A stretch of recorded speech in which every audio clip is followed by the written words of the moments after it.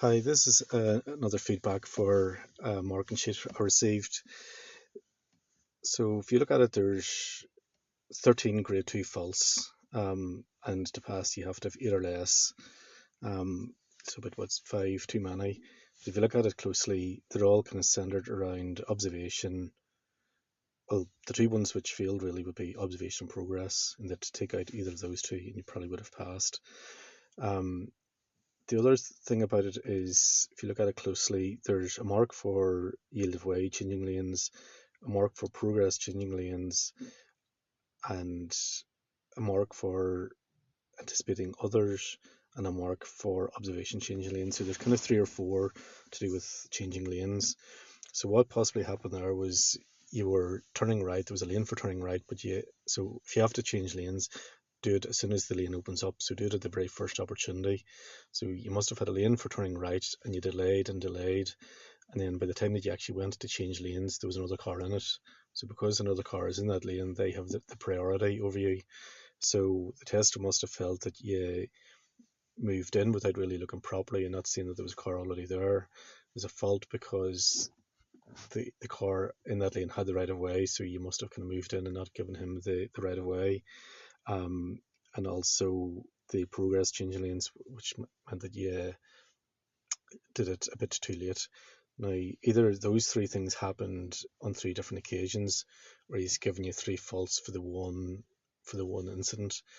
Now, according to the RSA marking sheet, the tester shouldn't double or triple fault you. So if one fault leads to another two or three faults, then only one fault should be given. So if somebody does bad observation and it then causes another car to have to slow down, or they move out and don't give the right of way, it's only a fault given for one of those things, either for the observation or the right of way.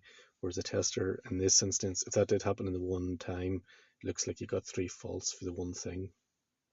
Either that, or you're quite often changing lanes and not observing properly.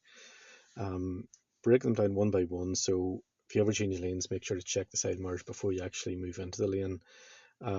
Same for, so two grade twos for turning right, probably that you come up to turn right and didn't check the right mirror, and for observation turning left meant that you turned left and didn't check your left mirror. It could also mean that you came to a T junction for turning left and turning right, and not that you weren't looking, but you didn't look for long enough or didn't give yourself enough time to act on what you might see.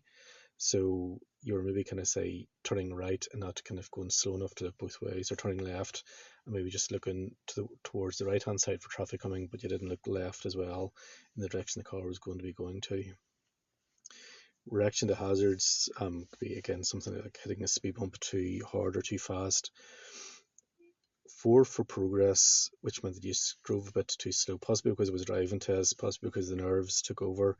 But progress turning right, you maybe were turning right from a main road to a minor road, and just didn't have enough flow or momentum to it. That you maybe kind of slowed down too much. You maybe stopped unnecessarily whenever you could see nothing was coming towards you. Same for turning left. You're maybe coming out of a junction and it was safe to go, but you hesitated.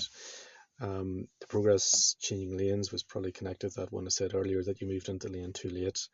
And then progress at traffic lights, that was possibly something like, you were turning right and you had a green light but delayed moving in towards the centre. So if you're turning right at a box junction and the full green light comes on, you have to move in towards the middle straight away. If you watch my video on this channel about traffic lights, it might help to reinforce the different rules in that.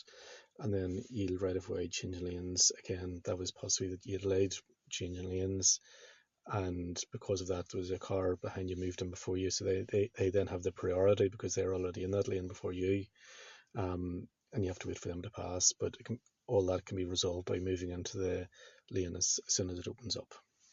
Hope this helps, and if you fix those two areas, I think just brush up on the theory of it. I think if you brush up on the rules of the road, it will help you an awful lot the next time, because there's very little else on the control of the car.